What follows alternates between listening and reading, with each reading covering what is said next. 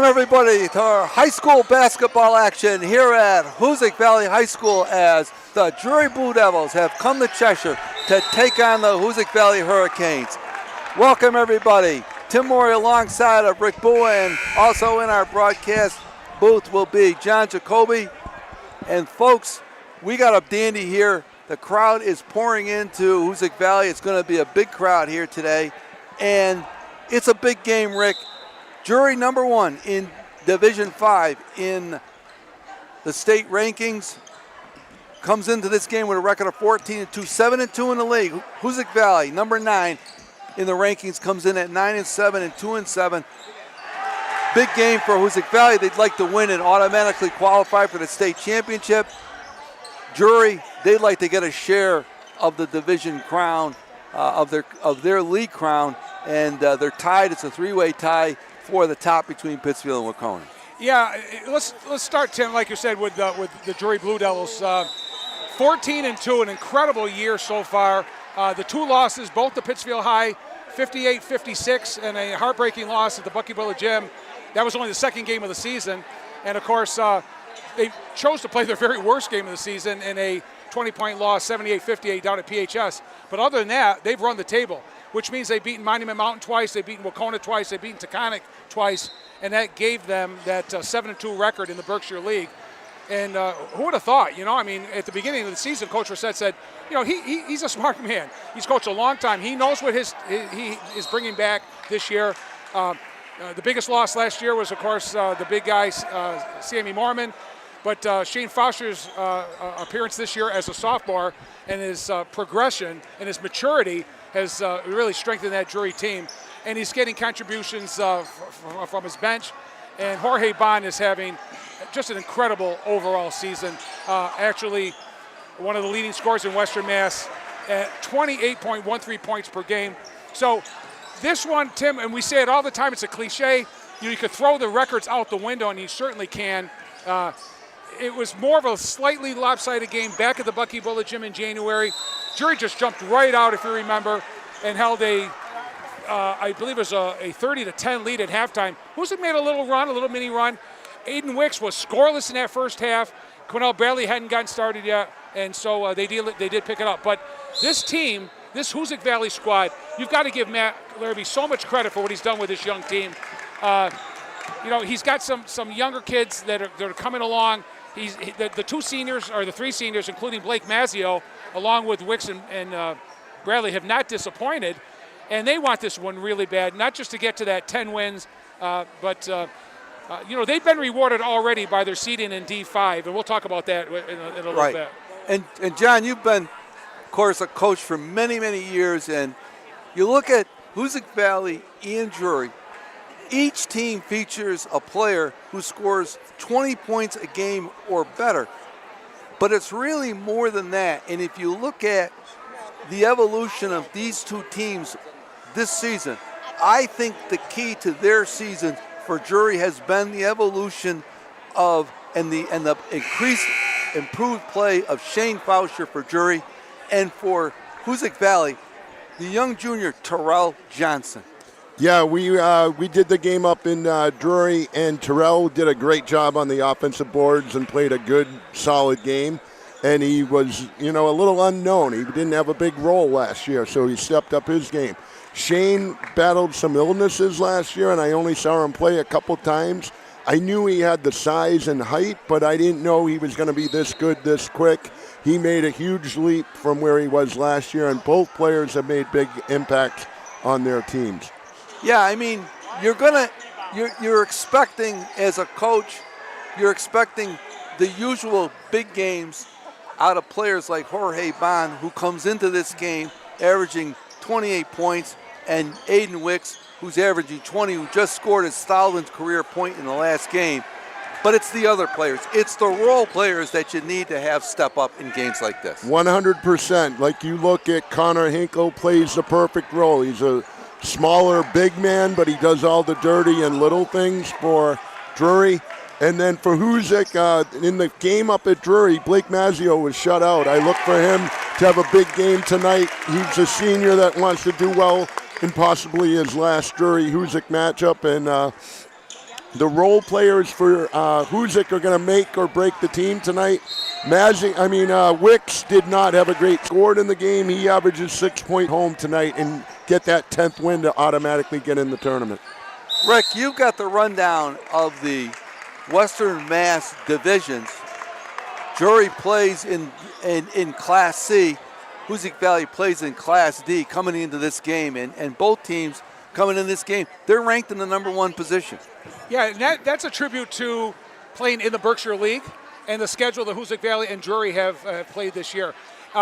Drury this year added the Northampton Blue Devils, which they were able to beat at home in a very good ball game. Very talented Blue Devil team, great shooting team for that victory. I really think, and what happens a lot, and John, I don't know if you would agree with me or not, when you take a look at the top 8, more than 95% of the time, the top 4 in each division make it to the semifinals. Yeah, the top 4 seeds are usually above, and the other teams are working hard to get in, and then they just want to have a shot. Like McCann playing Drury, that's a tough matchup for McCann. And then Pioneer Valley Chinese, I know they don't play in as tough of a division as Hoosac Valley, so you're going in those games, major underdogs. In the last few years that they've changed the Western Mass, it's been the top 4 seeds almost in every bracket. And let's talk a little bit about, Rick, we get a moment, let's talk a little bit about a common opponent here. Hoosac Valley, as you indicated, Rick, they played Wednesday night against Pittsfield, a very good Pittsfield team. They have played Pittsfield tough both games. They have led Pittsfield going into the fourth quarter of both games. They lost both games, but they played Pittsfield tough. And Drury, of course, as you said, they beat a good Northampton team on Tuesday night. So, there's a little bit to build on with both of these teams. I know Hoosac Valley has to have been satisfied with their performance against Pittsfield High. They really gave Pittsfield all they could handle. Yeah, Hoosac is not intimidated by Pittsfield, neither is Drury, but for that matter. But neither team, Pittsfield has found a way to win all the close games. They beat Hoosac in 2 tough battles. And the game up at Drury, Drury had it won for 31 out of the 32 minutes. But Pittsfield found a way. But Hoosac knows they can play with these tough teams. They got into their head a little bit, I think, up at Drury. And today, playing Pittsfield on Wednesday actually is a good precursor. Even though they didn't come up with the win, Wicks got 20-something points and got his 1,000th point against a very good basketball team. They know they can play with Pittsfield, so they know they can play with Drury. That Berkshire League, Tim, is so tough. So tough. It's incredible. Exactly. I know that Taconic's down a little bit with a lot of graduation players who graduated last June. So Coach Heafy's, doing the best with what he has down there. But it's always tough to play that team. Coach Edgerton with his generals are very, very tough. We did a Drury Monument game, Tim, just a week and a half ago, and we saw what Randy Colas has. Exactly. So somebody's going to finish first, and somebody's going to finish in the middle, and somebody's going to finish last. Right. It could be anybody, and we have a guest. And this is a programming note. Joining us, hold on a second. Can you rip off your headset for a second? Okay, Matt. We're going to bring in a special guest, if you can fit him in here. Come on in here, sir. We are absolutely delighted to have with us one of the all-time Drury greats. In fact, in my book, he is the greatest player at Drury High School, Billy Reeves. And Billy, thanks for joining us. And of course, you played with those great Drury teams in the early 70s. Your brother Lee Reeves, you had some great teams, Ronnie Goss, all those guys. And of course, you played in this game over the years. And in fact, I listened to part of your last game here at Hoosac Valley in 1972 when you guys came away with a hard-fought 1-point victory. But this was quite a place to play in back in the day, as was the Armory. Absolutely. It was crazy. The atmosphere was awesome down here, just like it was at the Armory. And, I think it came down to 1 point at the end of the game. It did. In fact, it was interesting listening to the broadcast by Bucky Bullitt, and I got a copy of it for you. Your brother Lee, who was no slouch in his own right, he fouled out of the game. It was a 1 point game with about 30 seconds to go, got injured, you had to come out of the game. And so Coach Girardi had a few replacements on the floor, so it was a makeshift lineup at the end that held on, and you guys came away with the victory. And there was the person who was assisting Bucky Bullitt with the stats and all that said he couldn't believe the atmosphere for a high school game here at Hoosac Valley, as well as down in the Armory. Right. You know, I played at the Armory in my junior year, and of course we went up to the new high school, and I said to, Tommy Bullitt, who played in my era, and both Tommy and I both agreed that the best place to play high school basketball was at the North Adams Armory. Definitely was the Armory. The crowds were crazy down there. We had they call it the 12th man out in Seattle, right? Right. We had what we call our 6th man. It was the bleacher bums. Right. They were awesome. It was crazy down there. Yeah, it really, and you just the crowd was hostile, and you loved it. The other thing I wanted to talk a little bit about was I was talking with Dave Reset and Jeff. Hoosac and Drury ended up playing each other in the Western Mass tournament, which was held that year at the Pittsfield Boys Club. Another 1 point thing. Another 1 point game, and the thing I remember about it, and I to this day believe it was the biggest crowd I ever saw for a high school game in Berkshire County. And Paul Procopio, the legendary St. Joe coach, talked to me about that game, and he said, Tim, it's the only time, if you remember in that game, Monument Mountain was in the first semifinal game, and they won, and they had about 300 people there, and there were about 2,000 North Adams and Adams fans. So those fans left, and there were people waiting outside to get into the game who had no tickets. They sold extra tickets to let people into the game. Paul Procopio said only Hoosac and Drury could do something like that. Yeah, aside from the Armory, I think my most favorite place to play was probably the boys' club. It was quite a place to play, wasn't it? It was a nice place to play, yeah. Yeah, I mean, the crowds were big there. The court, of course, was fantastic. And when you had a big game there, it was just an electric atmosphere. Billy, when in your era when you played, you played for the legendary coach Joe Girardi, of course. And down here in Adams and Cheshire was Bob Malarczyk. Yep. He has some talented kids on his team. He sure did. It was just a battle between the two. I mean, he had Jocko Koperniak, Mike Stefanski, Al Prasner. They were huge. They were big. Yeah. They would have been my junior year. They were a very good team that year. Yeah. I think we played them up the Armory, and I think we beat them pretty badly up there. Yes, you did. And then when we came down here, it was like, man, it was another 1 or 2 points. It was crazy in here. They have great crowds, and they get behind their team down here as they should. Yeah. And it was a lot of fun playing them.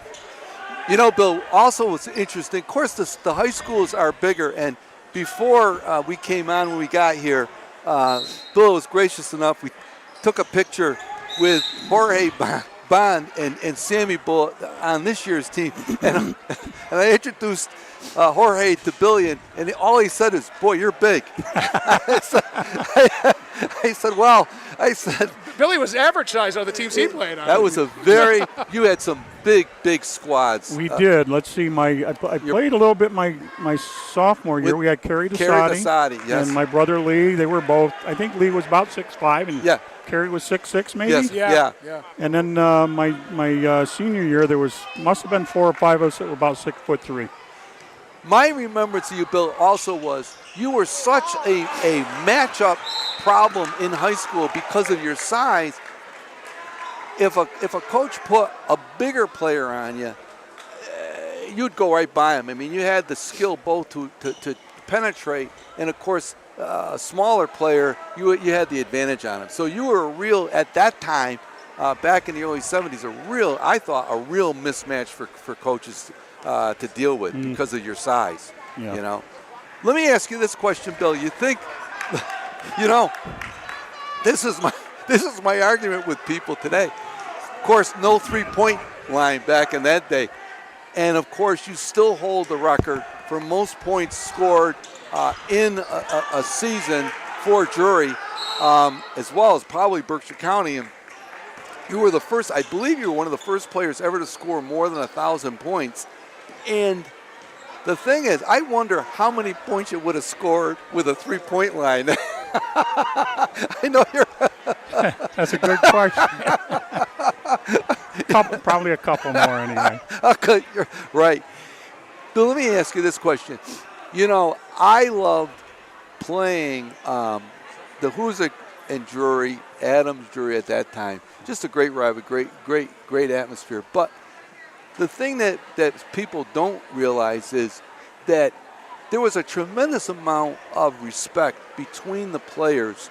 I mean, I know when I was in high school, et cetera, I played a lot of basketball in the summer down at Haskins School. That was the place to go, or up in Deming Park in Pittsfield. But we played loads of basketball, and we would mix and match teams, et cetera. So you played with kids from North Adams and whatnot. So you became friendly with them. Yeah, I became fairly good friends with, Al Prajnar, right, was one, Tony Rinaldi, right, Greg Schwartz. Yep. Greg. Yeah, a good person. Matter of fact, I'd go over his house every once in a while I was still in high school. Right. And we'd play outside. He had a basketball court outside. That's right. It was pretty awesome. Good group of guys over there. Yeah, and that's what people, there is, of course, the rivalry, but again, there was, I think, this tremendous amount of respect between the players.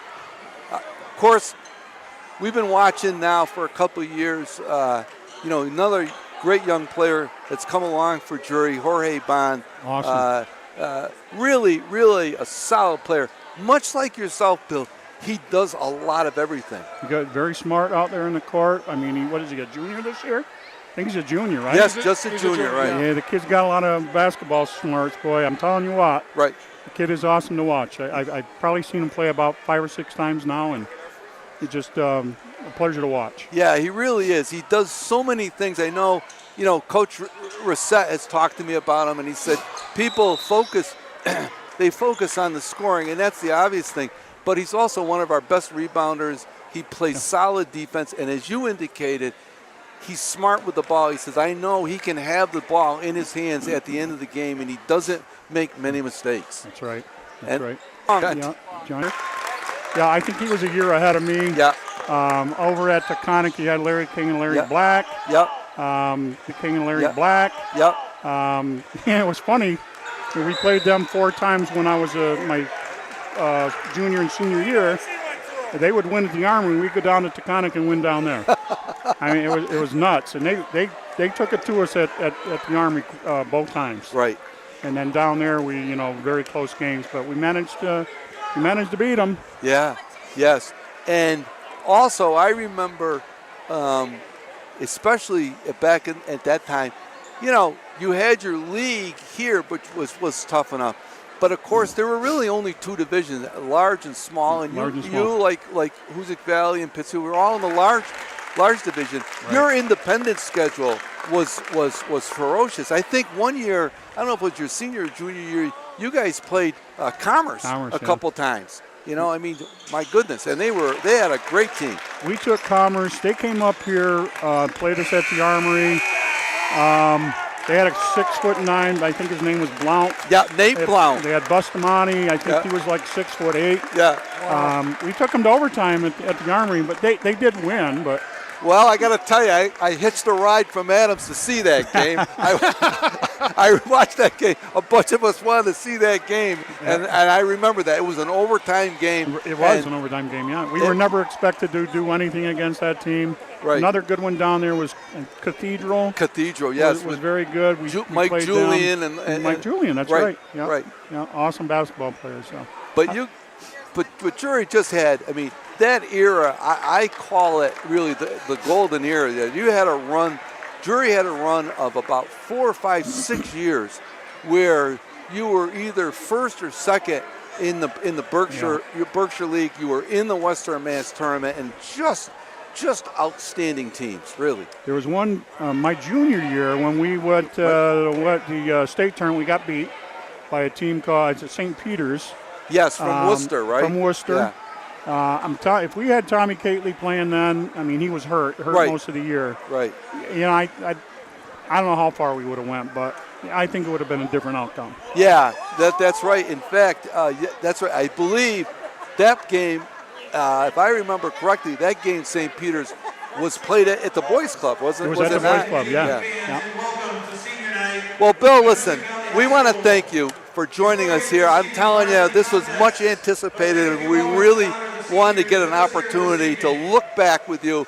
Of course, really, I know you're extremely humble, but really, we put together last year a top 10 list, and we had a lot of input from a lot of different players and people who know high school basketball. And without question, you were at the top of the list on that crew as one of the all-time greats at Drury. We want to thank you for taking the time to join us. And as I promised, I told you I'd make a copy of this for you, and you're in it. Wonderful. That's the fourth quarter of that game that you won. And this is an original script that Bucky Bullitt prepared talking about Drury when they won the Western Mass. Very interesting to see it. I've got a lot of his stuff. And Billy, when I listened to that DVD, I got chills listening to Bucky's voice again. Right. It's incredible. That'd be great to hear it again. It really is to hear it, and he's, just a great promoter of high school athletics. It was fabulous. Bill, I want to thank you for joining. Really appreciate it. Really appreciate it. It's been a pleasure Thanks a lot, Bill, talking. for stopping by. Really, Absolutely. thank you very much. Billy Reeves, all-time great at Drury High School. And we're doing a senior night. We're seeing a senior night here at Hoosac Valley. Cornell. Aiden Wicks, Cadell Bradley, and Blake Mazzio. And Blake Mazzio, yeah. What a great career this Aiden Wicks has had.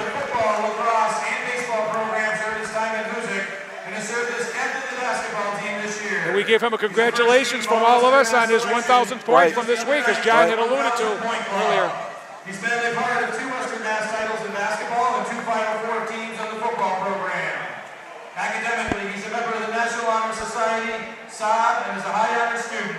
Upon graduation, he intends to enroll in a 4-year college, study health science, where he hopes to continue his playing career. He's joined on the floor tonight by his mother, Natasha, stepfather, Steve, his father, Joe, stepmother, Jessica, along with grandparents, Janine and Ken, and friends and family. Congratulations, number 12, Aiden Wicks. Yeah, he's had a great career for Hoosac Valley, both on the football field and on the basketball court. Done a great job for Hoosac Valley and Coach Larrabee. Please welcome number 5, Ronell Bradley. Ronell Bradley as well. He's been a lot of fun. Both of those young men have been a lot of fun to watch, too. Basketball programs at Hoosac. He's been a major part of the championship teams in football and basketball, and academically is a part of the National Honor Society. And what's interesting here, John and Rick, each of the players, when they come out, their fellow seniors come out with them. That's how close they are, Aiden Wicks and Blake Mazzio. So the seniors are in each of these pictures. Ladies and gentlemen, number 5, Ronell Bradley.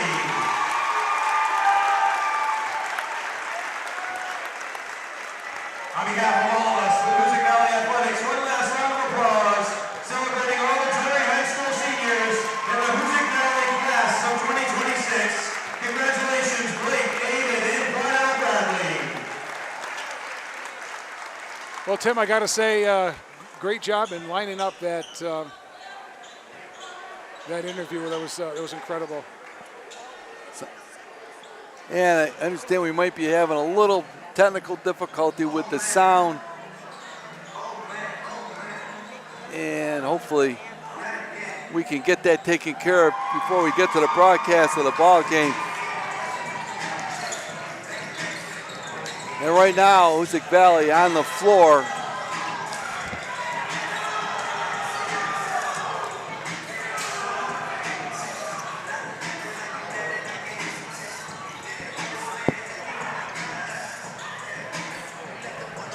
And John, talking about the first game that we did here between Hoosac and Drury down at Drury, if you said to me that Jorge Bond would be held to 19 points, you'd say that Hoosac Valley would have had a pretty good shot at winning the game. They did that. I think that's Jorge's low for the season, but they just shot the ball poorly and really had a hard time putting the ball in the basket that night. Yeah, they only did half their job. Going into the game, they wanted to keep Jorge below his average. They were able to do that. But none of the Hoosac players were able to hit their average. They all were below average, or some of them didn't even score. So you got to do it on both ends of the floor. I thought the night that Drury had J.J. Prengruber gave some great hustle points. Braden Durant had a good game and scored some points. Connor Hinkle and Shane Faucia picked up some points, so they didn't need Jorge's 27. Tonight, every night, Jorge expects to score 27. I've been impressed with his improvement in his scoring on inside and out, and I've been his improvement on the rebounding end. And knowing every game the team is going to try to stop you, he'll still able to get 30 points